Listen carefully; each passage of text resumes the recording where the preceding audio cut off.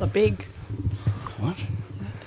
Don't worry. Just Nothing. don't hold it weird. I didn't come on here to be judged. No.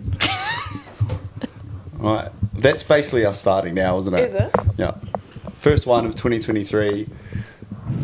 I've finally actually got the podcast back, which is very exciting. And I've got one of my very, very, very, very good friends. Not good enough. And co-worker. And first female guest. 6 episodes later. 6 episodes later. And all the females wanted to come on. Well, you just didn't ask us.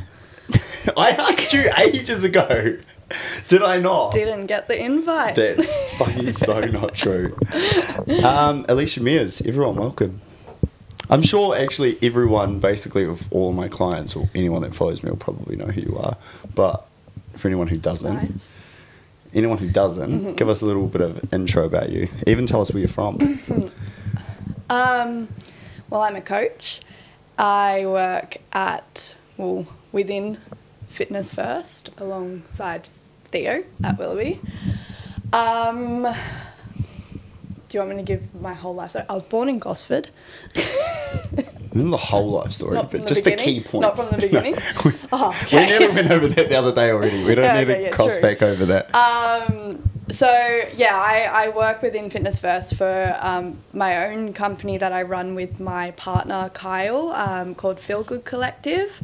I've been a coach for 2.5 years now, but I've worked in the fitness industry since I was about 18 years old. So like that's nearly 7 years now, trying to do the math. Yeah. So I have worked within the fitness industry for a while, and for most of that time I've been learning and educating myself and having a lot of conversations with lots and lots of people about their health, about their fitness, about how they achieve results, all that kind of stuff. So yeah, that's me in a nutshell. Thinking about all that. Alysha actually gave me my first job in the health and fitness industry as well. Yeah, I did. I was on my transition from moving from retail into personal training. Came in for an interview. Alysha didn't know she was interviewing me. It was extremely underprepared. What's the word? Dishevelled. Extremely dishevelled. So dishevelled. All I remember was coming in, she's just rattled, just moving shit around. And then, I was wearing an oversized jacket because I didn't have a work shirt on, and I was like, oh god, I've got someone coming in, I've got to put a uniform on. So I grabbed someone else's, and I'm pretty sure it was summer, maybe. I was hot. I remember being sweaty. I just remember us sitting down, and then you just, I can't remember, I might have said something first. I took you into Dan's office. My boss's office. Yeah, I remember that. I just remember the first thing you kind of said was just like, well, you're way too overqualified for this job. No wonder I had a hiring problem. Fuck. I was telling people to run away. No, you sold me the dream. That worked out though, didn't it? It did. We had a lot of fun. We're still having a lot of fun. We're still working in the same gym, which is fucking crazy. Not in the same role, but... Not in the same roles, yeah, not in the same roles. But it was lots of fun. It was lots of highs, lots of lows. Lots of weird shit. Lots of strange things. Oh, God. So 7 years. Yeah. What was your first kind of introduction into the industry, and what made you want to get into the industry? Well, when I first left school, I used to be like really artsy. Like I used to want to do photography. Like I know you can't see it now, but wow, I was gonna say, didn't wait. Considering I don't know how to use my iPhone camera now. Oh my god, I'm forgetting the name of it. Wasn't your Tumblr profile quite big? Oh, don't.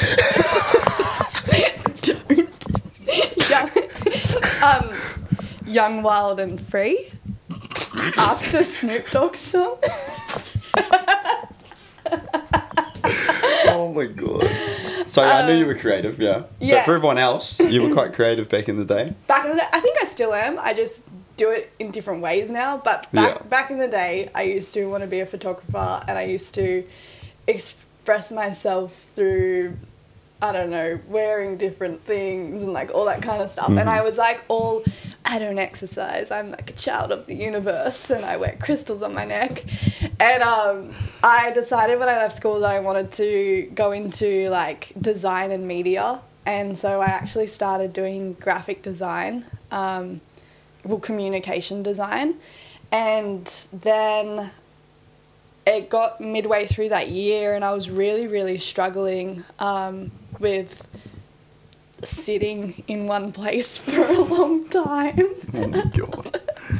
Which makes a lot of sense. Makes a lot of sense, yeah. It's a lot of, no one told you either until... No. So, like, I was like, I need a break. So I went to Europe and I went on a little holiday and I au paired. And while I was there, I didn't have much to do because of all places I chose to stay in like this really tiny village in Germany where no one spoke English, there was no one my age, and so I didn't do much else but go to the gym. Why did you join the gym in Germany? Is it all the town had or some shit? Well, at the time, like, I was following a lot of fitness influencers because, like, even though I was, like, artsy and stuff, I still was quite sporty growing up. Yeah. So, like, I was very competitive.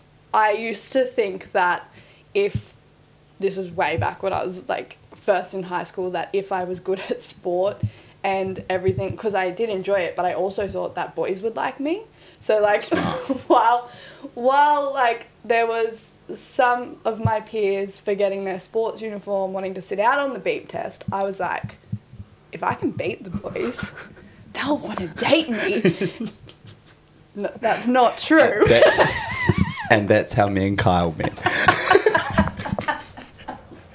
He sat on the sideline and thought... He was like, wow, she's so hot with what her an athlete. Sweat coming down her face. Panting like that. Panting like that. Going straight to food tech after. Jesus Christ, I've just dribbled. Ooh, dribble.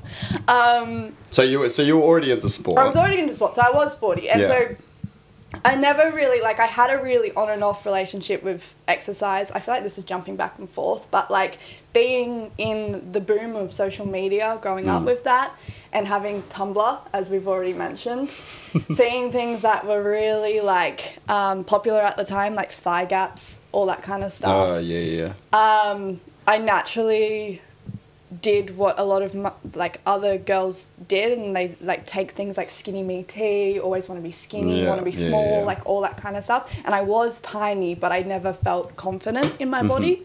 And so then going with the trends, I then didn't identify with someone who wanted to be strong and exercise and all that kind of stuff. So going into my late teenage years, I stepped back from that, but I always still kept trying to go to the gym and kept trying to feel good, but felt insecure at the same time. So then when I left school and I was starting to go to the gym a bit more and Kyle was trying to help me, because that's what you see a lot of girls do. They follow their boyfriends around the gym, which I think is so cute because that's what I used to do when I first started. You get those flashbacks when you see them at Willoughby. And I'm like, oh, and babe. watching their boyfriend like tell them what to do. Show them how to do a bicep curl. Show them all the techniques. And they like go through like a whole bicep and chest workout. And I'm like, oh. Doing the bodybuilder split. And then like you can tell when they're kind of arguing because they start to like whisper, but they're like... And she's just like, I don't want to do that. And then, like, they like walk away from each other for a bit. I still see you and Carl do that. We do. I probably look really fucking chaotic, but I'm like, don't put that in. No, we're definitely going to put it in. There's no pauses out. Yeah, that is funny. Yeah. We do always see that at the gym. Yeah, so, like, that's what I would do. And then when, like... it's more information started to get out there and there was more people becoming more famous in the fitness industry on places like Instagram. I started following girls who weight trained, and I was particularly obsessed with one person who's still quite a big influencer, Lauren Simpson, and I started doing her booty building workout. And that's what I did before I went to Germany, and when I got to Germany I was following that program. And that's pretty much all I did while I was there. And then while I was there, I decided to drop out of my uni degree and move into fitness, pretty much. Dang. So I changed uni degrees and I started doing exercise physiology. And then came back home, and that's Well, when... you started it while you were over there. You No, swapped uni degrees while you were... I swapped uni degrees while I was over there, to So- then start in the following year when I got back. And then after that, that's when I started to look at ways that I could get more serious with my training, basically. Damn. Yeah. So those videos, those old videos that you have of you like squatting and shit back in the day, is that following her program? No, that was a brief period of time. I got a personal trainer at a all women's like boot camp kind of gym, and she and the owner of that gym did powerlifting, like competitively on a national level. So a lot of the girls in that gym wanted to lift heavy and stuff like that too. So that was my first experience with a coach, and she was really good. I was just really new to it. So I'm so happy she filmed those for me. Yeah, that's fucking so good.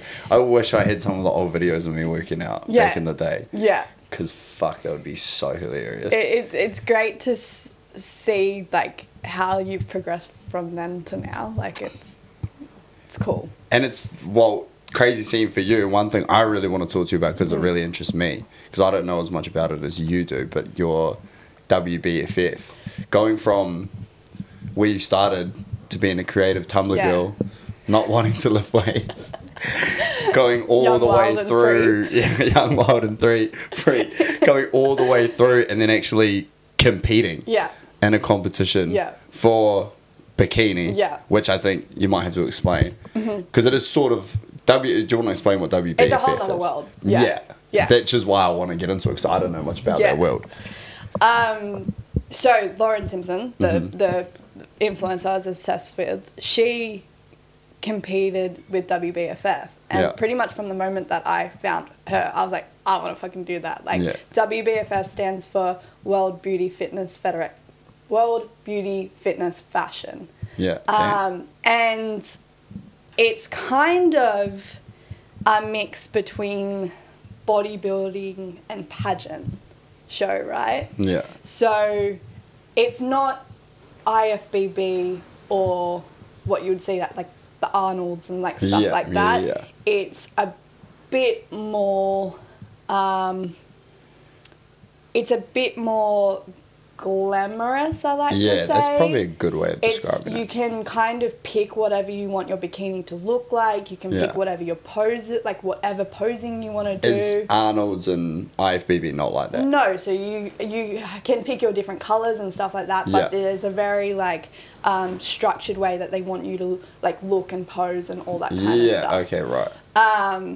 Whereas WBFF, you can kind of bring your personality to the stage a lot, and there's like a ball gown round, and for like fitness and like the fitness and physique levels, there's theme wear. So it's kind of like Victoria's Secret Angel, but with muscles. Yeah, damn. Fucking no shit. Because I didn't even know the difference. Yeah. Like I knew there was different categories, but I wasn't sure of what categories. Which was Lauren Simpson in the category that you competed in? Bikini. Yeah. So she competed on a world stage. She was world champion #1, along with Rachel Dillon, who a lot of people know. She Kiwi? No, she's Aussie. Oh, fuck. Who am I getting her mixed up with? Don't try and claim her. You guys steal that shit all the time. I couldn't remember what Kiwi influence I'm thinking of. But yeah, so they both competed in bikini as well. They both competed in bikini, and they were both world champion #1s. And same with, I feel like I'm name dropping a lot of people, but like Hattie Boydell, she is fitness, so she's in the fitness category, and she's someone I also looked up to. So I started following all of these women at the time, and I just loved how they looked. I loved how they trained, and I then pretty much from the moment I decided to get more serious in my fitness journey and lift weights, I was like, I'm gonna do that. Fucking like from the very beginning, I was like, there's no way I'm not doing that. Yeah. So I stopped doing Lauren's booty workouts, and I looked at where she was training, and I was like, I'm just gonna go straight to the source, because if she's doing that, obviously I could see results if I did something similar to what she did. So there was a gym in Sydney where she trained, And Kyle needed help with his training around baseball at the time. So I was like, this place looks like they know what they're doing, and I feel like I could see results and you could get some help there too. So we went and saw them, and I think that was our first exposure to a really high level of coaching where it exceeded expectations of what I think coaching is sometimes perceived to be, if that makes sense. Everything was really driven towards getting results, and was like the structure of how much support the coach gave you, and the degree of education each of the coaches needed to have was just I can't really think of the word, but like was like a high like expectation. Yeah, I know what you mean. Yeah, because that's the thing with when was the switch of like from I want to do this one day to I'm going to do this now? So from that moment, I had personally like a lot of limiting beliefs in myself and a lot of struggles with my mental health. So it was never a linear thing where I just did it and kept working towards it. There was times throughout those years where I didn't train much at all, and you were around for that. You may not have seen exactly what I was going through, but I definitely had days where I was very, very low, and I struggled to get out of the house and like all that kind of stuff. And I felt like I was always really far away from actually competing, and that made me quite sad. Not because of not competing, but I just didn't feel like myself. Yes, yeah. But I remember back in those days, because I knew that you had trained a lot before that I had worked there. So I knew that there was a little bit of a difference in terms of where you're at. But then I've kind of got to see you go full circle and go from... and come back better than I was before that. Which is crazy. But what was that whole experience like, going from having those limiting beliefs? Because this is the thing that really interests me about athletes, or just any person with a lot of like mental fortitude. Like, how do you flip that switch of like going from where you were when I first met you at Fitness First, being like, fuck, I don't know if I'm ever even going to be able to do that, like so far away. Like you said, I struggle to get out of the house sometimes. How am I going to flip that into me being on for everything for however long you had to prep for that competition? Like, it's not, for anyone who's tried to get in shape before, whether that be nutrition or whether that be through their training, like, it's fucking hard, just as a general person, to compete and get onto a stage and do that prep and go through all that mental thing. For me, I find that really interesting that you made that decision, and then despite how you woke up every day, well, I just got to get after it. There's no... Well, when I actually did compete, I was in a very different place to where I was when I never even imagined myself competing at one point. And I think that came down to looking at my whole life and what I was doing every day, and not feeling like I was doing the things that I enjoyed or working in something that was bringing me fulfillment and happiness and what I wanted to do with the rest of my life. Yeah. And being in financial difficulty is, like, money does not buy you happiness, but struggling with debt... Yeah, we've had a lot of these conversations. Struggling with debt is not fucking helpful. No. So I think when I got to a point where I started coaching, that didn't... my financial struggles stopped being a problem because I loved what I did so much, that I put so much work into it, that I was a successful coach, and everything I did was geared around being a example to my clients of how to be healthy, how to have a good relationship with food, how to and I'm not perfect. No, of course not. No one is. No. But I made some big life changes that were scary, and that was where everything changed for me. Yeah. That's the thing with PT, right? Like you said, you do really feel like you have to set an example. And it is a real, like, I always think for me personally, it's always like, I'm showing myself that I can do it too. Because if I can show myself knowing where I've come from, where I've been fucking lazy in the past, and I haven't, like, worked to my potential ever. Whenever I get in these places where I am pushing my potential and doing, like, all that I can, and I am being healthy, and I am tracking and doing all these things that I preach to clients, then it gives me belief, and it gives me belief in other people to do it too. So when you're sitting in these consults and you know that, you know the type of person you are, and like you say, you know you're not perfect. Like when people are like, fuck, I just can't track, I can't do this, you're like, if I can do it, you can do it. Which sounds real weird, because everyone, I think, because we're PTs, they just think we love it. To an extent, yeah, but also, like, there was a point where I thought I would never be able to do this stuff, or I would never be able to follow a program or be a personal trainer just in general. Yeah. So that proof to myself in getting better all the time, and then it kind of rubs off on my business and everything, like you said.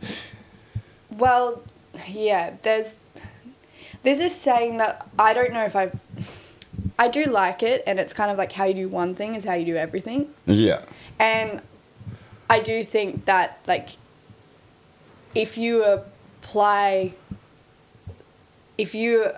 like put effort into yourself and into your health and into things you enjoy, then you're going to be better at work, and you're going to be better in your relationships, and you're going to be better just in general on how you show up to things and all that kind of stuff. Because if you're not giving yourself that time, and you're not recognizing what fills your cup, then you're going to just be deflated and miserable in everything. It's such a momentum thing too. Yeah. I feel like, fuck, it's so easy to, like, once you're in momentum and you're, like, flowing, everything kind of just happens and goes and feels really effortless. And then I think the thing that I've been learning a lot, like, this year, is learning how to get back, and knowing that I'm going to fall out of it, knowing that I'm not going to be in flow all the time. There's going to be weeks where I'm going to be more tired. Well, it's not all or nothing. Yeah, correct. That's what everyone needs to understand, is that you don't have to be doing everything or do nothing. Yeah. Like, it's little bits and pieces, and if you live a life where you're doing most of it most of the time, then the times when you're not doing it isn't going to be as bad or feel as bad. And that's what I also had to learn when I was up and down with my mental health, was that there was no point in checking out completely and just not doing anything that made me feel good, because I did one thing that made me feel bad. Yeah. And that's kind of like me this year. I'm probably only just starting to get better at that now, of like, when I do have off weeks or off days or whatever, I feel like my bounce back is a lot quicker this year, because I kind of know what you just said, like what fills my cup and what makes me feel better and like get back on that path. And I don't know, I just feel like for the first time, there'll be a lot of times where I'm sure you've done in the past as well, where you've gone like weeks, months, where you're like, you fall out like for 1 week, and then you get that opposite momentum thing, and you just fall out, and then it's really, really, really hard to come back. Whereas now I feel like when it happens, I might get a week, maybe 2 weeks, and then I feel like I just know how to do things. I know what works for me.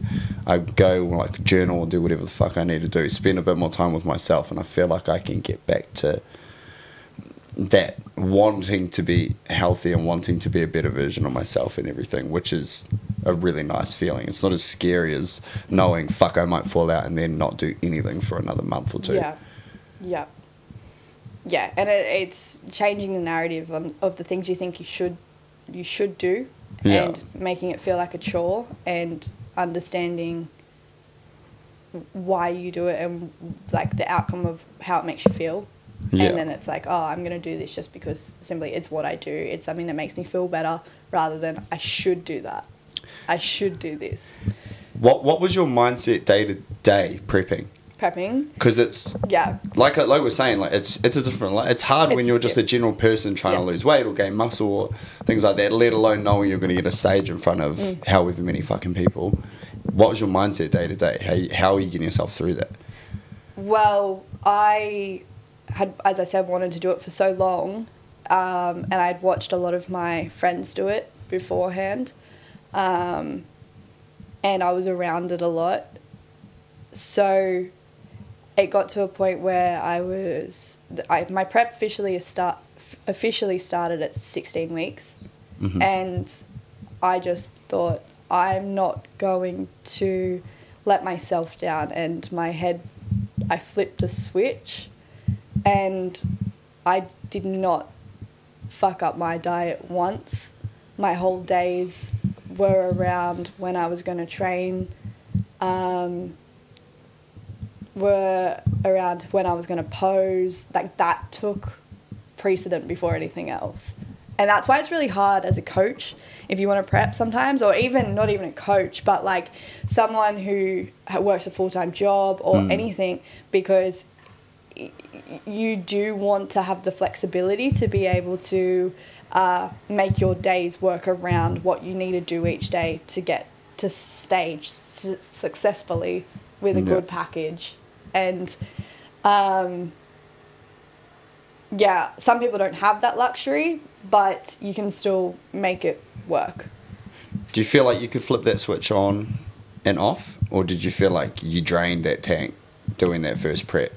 Like at the end of that comp, did that switch just, all right, we can just switch that off now because holy fuck, that was intense. There is so much your body goes through, and then at the end of it, there's a lot of hormonal down-regulation that you go through when you're dieting to that extreme. Like, I would have been around the 10% mark, which is really, really low for a female. 10% body fat, yeah. So, like, you get to after stage and you then get a taste for, like, foods you haven't had for 16 weeks and stuff like that. Yeah. Which, mind you, I wasn't that, like, strict. Like, I ate still what I wanted, and like it wasn't just chicken, rice and broccoli the whole time, but it was I definitely always looked at quality of foods, and I ate mostly the same things most days because it was easier for me to do so.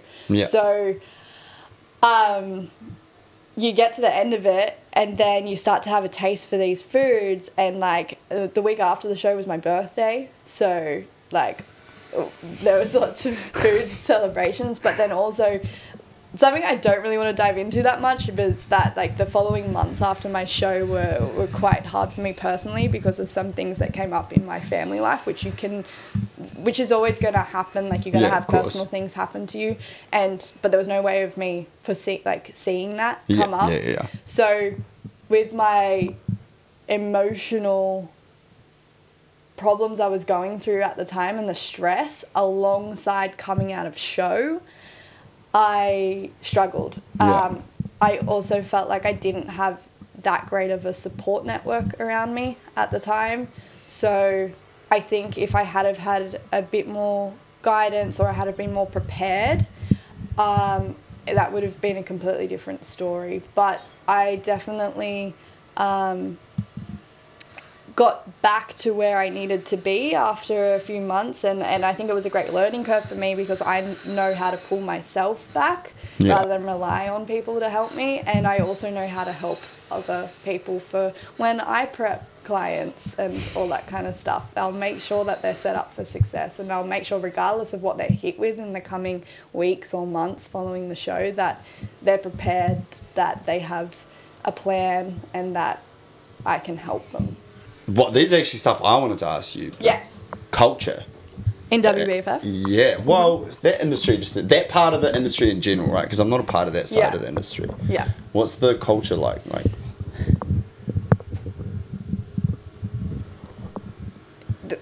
The culture of WBFF is amazing. Like, it's women supporting women, and the whole show is very much geared around their most popular category, bikini. Yeah. And like, it's a showcase of strong women. So that's what I really like about WBFF itself. I think the coaching side of the industry, that are coaches coaching bodybuilders, I think there's a lot we could be doing better. I think that the health of the athlete and the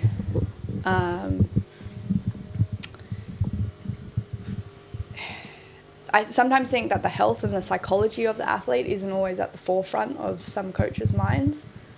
And I also think there's a lot of ego in the industry, and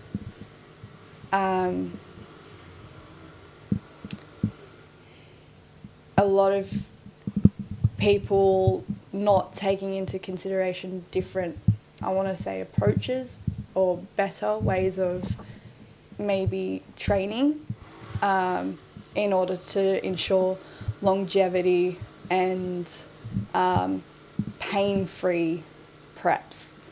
With body fat wise and your division, is it always around 10? You were sitting at 10. No, it'll change. It just varies per athlete? Varies per athlete, so they don't care. What's how the much. general, like, range? It literally depends what kind of build the person is and what they look like. Because, I could look very different at 10% body fat to what someone else might look at. Just 10%. From their genetics and how their body shape is. Just from their body shape, just from how much muscle they had. So I need to gain a lot of size, right? Yeah. And if I have more muscle, I probably won't have to be that lean. Yeah. If that makes sense. Because another thing we actually haven't even touched on is you actually came third. Oh, yeah. in your fucking first ever competition. Yeah. Which is fucking awesome. Yeah. That was a fucking really, really cool achievement. So, like, from the beginning, I was like, you know, when I flipped that switch 16 weeks out, I was like, oh, I'm going to show up and I'm going to make some noise and I'm going to make people think, like, who is that? I swear, I told you were going to win.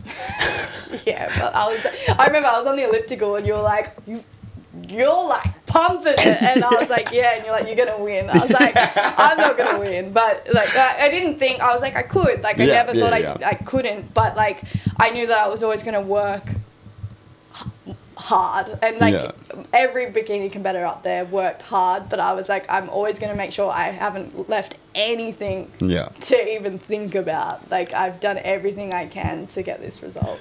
I'm gonna ask a question that probably every single fucking person who isn't in the fitness industry thinks every time they see anything to do with bikini, bodybuilding, anything. Yeah.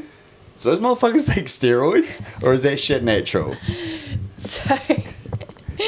Because how often do you get that question? When mum sees you taking creatine, they're like, are you taking steroids? But it's like, you know, I get clients being like, talking about like a C-bump and shit. They're like, is that just can he actually do that? Or is he...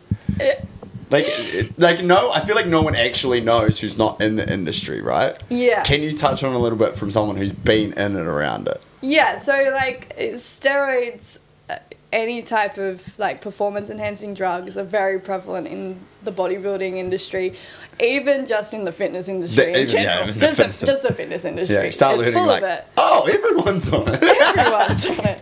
Everyone's taking PEDs. Except me. Yet. I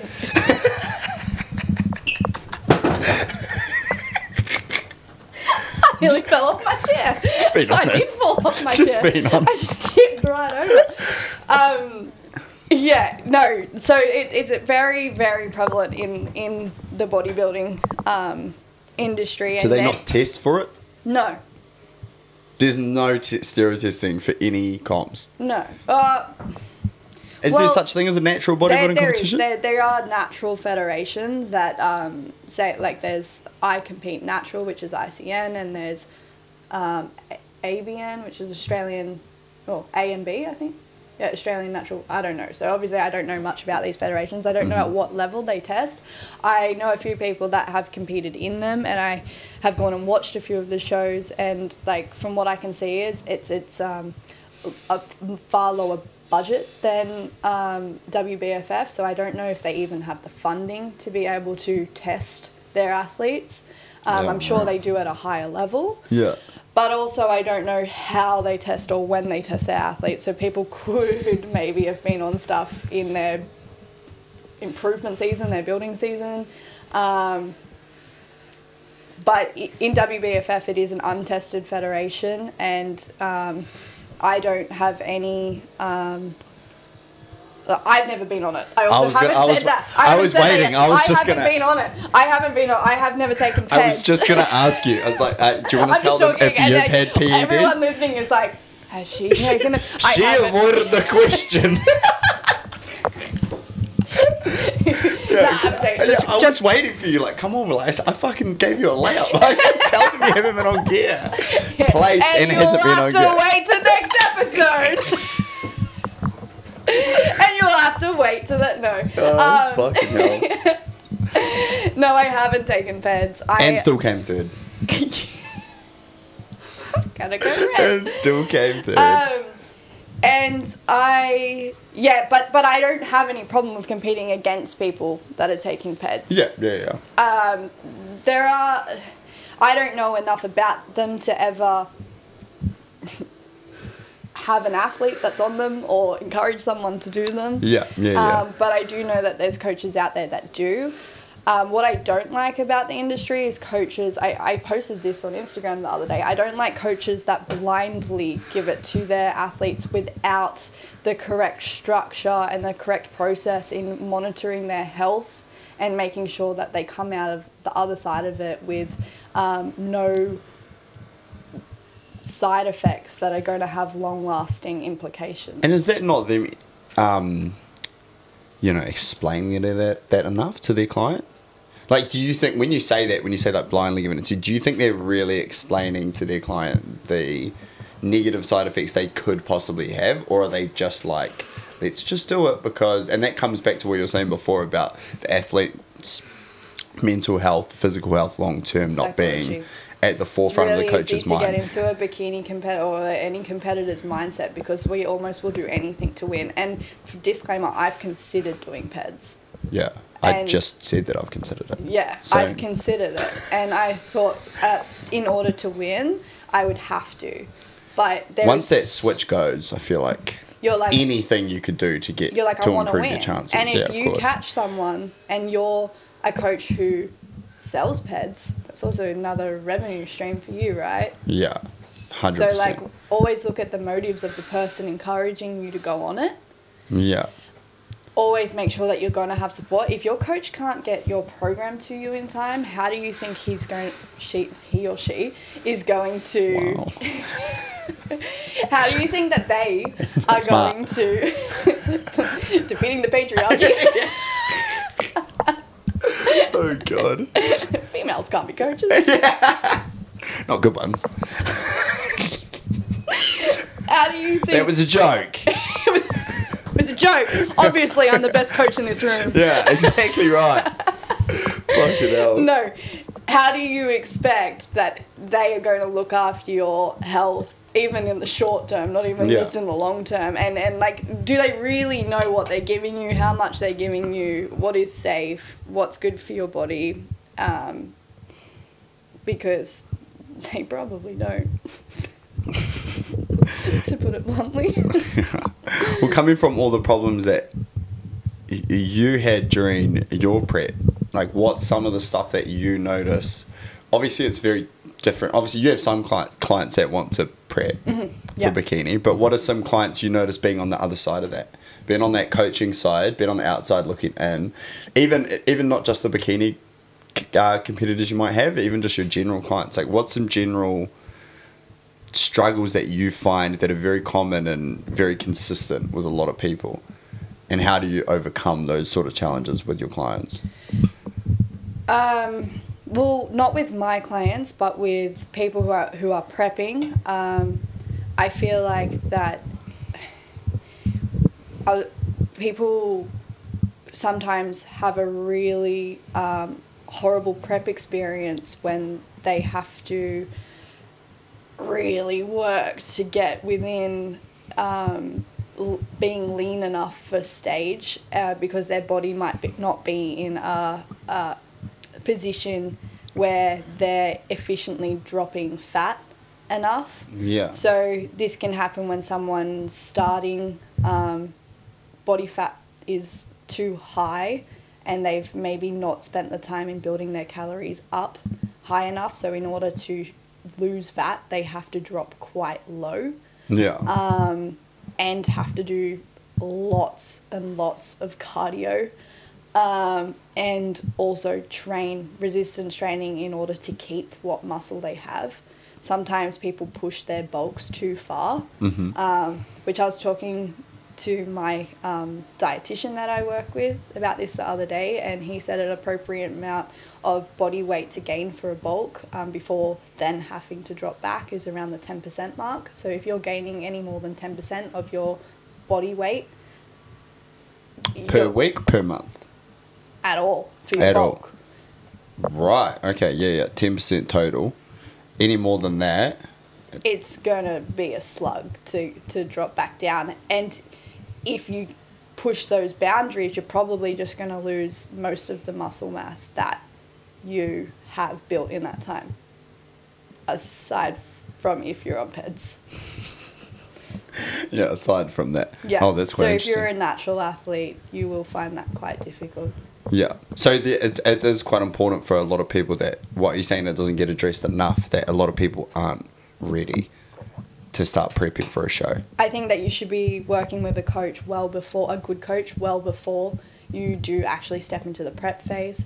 So even like I recommend a year before you decide to prep, you're working with your coach, you're laying the foundations, you're addressing weak links, energy leaks, fixing any things that you're doing wrong, and you're making your training efficient and optimal, and then building the muscle, doing the work to gain the shape you need, and then having a longer prep with more refeeds, diet breaks, so that you're ready early and able to almost just cruise through to your show. Fuck. That's what I recommend. Yeah. So that you're not doing 6 days a week of cardio for 45 minutes, and you're not struggling with low energy availability in your training sessions, and you're not on what I've seen some people go as low as 900 calories a day. Fuck. For anyone that doesn't know anything about nutrition, that's low. That's very low. Fucking low. The lowest I got for my show was 1.4. Yeah, that's crazy. Which is pretty decent, and I did 2 sessions of cardio a week. And I believe that's because I spent so much time not dieting beforehand. Yeah, right. You set yourself up to be in a really good position to then go through and that. I was very compliant with my nutrition. I think if compliance is an issue for you and you struggle to stick to it, then you're not ready to compete. Yeah. Yeah, shit. What's in terms of your clients, what's kind of some of the things that you notice, and because it's obviously a lot different, training general population, and the issues are a lot different. Yeah, I find like the girls that are prepping for stage that I coach, they kind of will just do what I say. Like there's no pushback. There's just kind of like, I trust you, give me the tools, I'll do it. There's less stuff we have to work around in terms of what they will do. Like we'll just kind of do it, and they'll trust the process. But when it comes to general pop, which a lot of my clients are general population, what some struggles they go through? Well, I think it's just about maintaining a normal life without it actually finding that balance between seeing results and still enjoying life as much as they can, and not being stressed about it, and working around their busy schedule, the kids they have, like all that kind of stuff. Like you've got to make more considerations for them when it comes to that. There's just no like one thing. There's no one diet, there's no one program, there's no one system of habits that works for every single fucking client, because there's so many factors. You listed a few, but there's just so many things. I think like the best thing you can do as a coach is make it something that they enjoy and that they see results from, and that doesn't hurt them. Yeah, and I think getting that trust is really important with people too. Yeah. All the clients that I have had they've got the best results for me are the ones that have listened to you. You know what I mean? But I think they have to buy in. Like no one. You have to educate them in the process. Correct. I just feel like no one really. Oh, it's not often that you get a client, I feel like, that'll come in and just straight away be like, all right, whatever you want to do. I feel like I'll get a little bit of pushback, but then as things start to go the right direction, like when they start to see strength, when they start to feel better, they're sleeping better, all those markers that I tell them to focus on before the body composition stuff, like and before how they're looking, once all that stuff starts to go in the right way and they start to feel a lot better, that's when I feel like clients, for me, get more compliant. I feel like in the beginning that was maybe the case for me, but I feel like a lot of the clients I attract now, or they've been with me for a long time, they are willing to do what I tell. I don't have to get as much buy-in as I once did. Like I kind of just say, this is what we're doing, this is how we're going to do it, and I show them the plan almost like 16 weeks in advance of kind of what their progressions and everything will look like. And we have goals outside of body composition, of being able to do certain movements or correct any postural imbalances and stuff like that, and eliminate any pain as well, which is a massive one for a lot of people. And then connect them to a community as well is really important. So I think now, more so, everything I try and get my clients to do is with a lot of intent and a lot of education behind it and reasoning, and they understand the process. Because, Well, what you mentioned in community, so you actually, obviously, something probably not a lot of trainers actually do, or probably do but don't do as well as probably I've seen you guys have been doing it. Do you want to talk a little bit more about your kind of community with your clients? Like what Feel Good is? Yeah, so essentially what Feel Good is, So Feel Good Collective is our community of clients that we have, basically. And between myself and Kyle, we've got about 70 clients, which are face-to-face clients or online clients all across Australia. And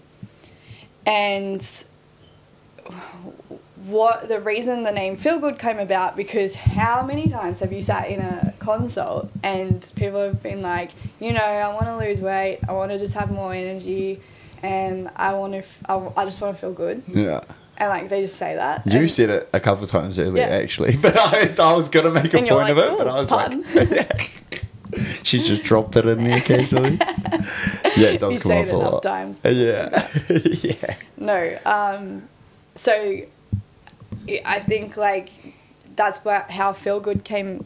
The name Feel Good came about, because that's who we were appealing to, and we do have a mix of general population and athletes within bikini, bodybuilding, Kyle's like baseball players and stuff like that, but then like majority of the people are people who just want to be as efficient as they can with their training, their time and their nutrition, and be as healthy as possible for the longevity, so that they can enjoy doing things on the weekends with their kids, or that they can feel the best they can when they go to the beach, or that they are getting commented on, like their friends are commenting on the fact that they can see their muscles and like stuff like that. Or as one of my clients, May, says, I won't name drop her, but as one of my clients says, just look like a hot bitch on Instagram. Just look like a hot bitch, so those thirst traps get even more likes. I love that shit. Whatever motivates you to get in here and get that Just fucking be a hot food written bitch. down, just to be a hot bitch. God damn. And it's cool though, but you also get people in, like you say, with that community side, like you do group workouts and Yep. you get all the girls together, and you know, it seems like, you know, they gain a lot of confidence from that because they know a lot of people in the gym now. Yeah, they don't, and that's such a big part of it, right? Like, we know people in the gym, we're comfortable there, we like say hello to people, you're not like, oh fuck, what am I doing? And done wonders for them and their ability to train upstairs. Like, Yes. well, I say upstairs, but in the the weight section. in the big weight section. And confidently be able to just maneuver around the gym without feeling insecure, like people watching them that they're doing something wrong. And, Yeah. like, I will confidently say a lot of my clients train way better than a lot of people and like hugely. execute their movements Yeah. very, very well. Some of them do it better than me. I'm like, Yeah. oh God, I'm jealous of how you do Romanian deadlifts. Yeah, I get nervous when your clients watching me train sometimes. I'm like, fuck off, look over there. Don't look at me. Look at my form. Yeah, don't look at my form, man. Funny when like the kids, they've been training like for a short amount of time, 3 months, and then they look at something and they're like, they're doing that wrong. Yeah. And I'm like, all right, settle down. Sit Do you want down. the fucking shirt, mate? Like, Jesus Christ. What's the goal? What's the end goal for you with Feel Good Collective? Like, where are you wanting to go? World domination. World fucking domination. Seeing that shit in New York, LA, like goddamn. Feel Good Miami. We're pretty much very close to just hiring at any point, so we're going to expand our coaching team, therefore expanding our community. A big goal for us is to have our own facility in the pretty like near future, really, and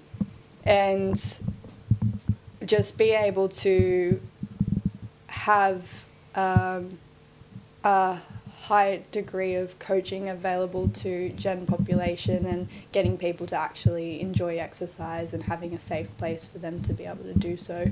Because we get upstairs, we're upstairs in the gym floor sometimes and look around that 5 p.m. mark, and I'm like, that like all of our clients are just everywhere and everyone's talking to each other, and I just think it would be so cool to have a place that harbours that community. Yeah, that would be really, really sad. And obviously that's going to be in Sydney. That's our goal, yeah. That's the end goal.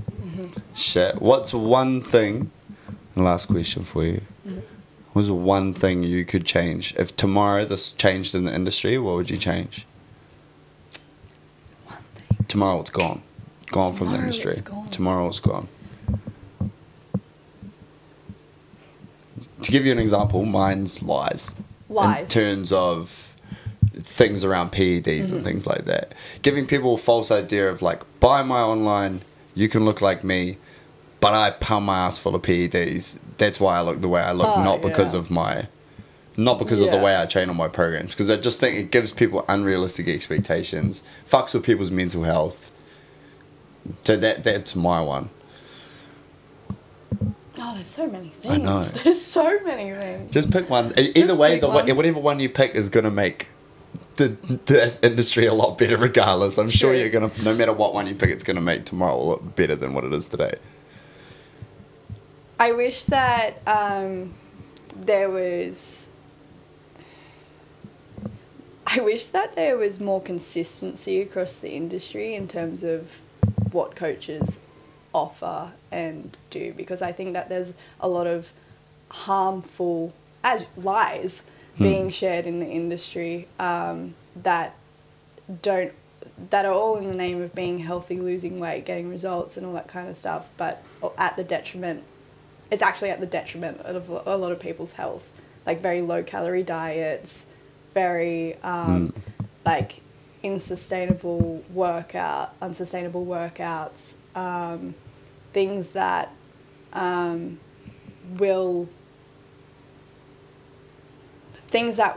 will harm people more than actually will turn them off exercise completely and injure them and make it really hard for them to lose weight or keep the weight off in the future. Yeah. That's what I would like to see change. Amazing. We're definitely going to have to do another one because we definitely didn't even cover everything we needed to cover.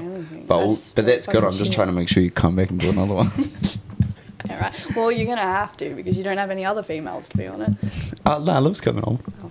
The 2 people you know. Oh, fuck. Well, hopefully I'll make more friends and then I can invite more people. That's not going to happen. Thanks for coming on, G. Thank you. Oh, shit.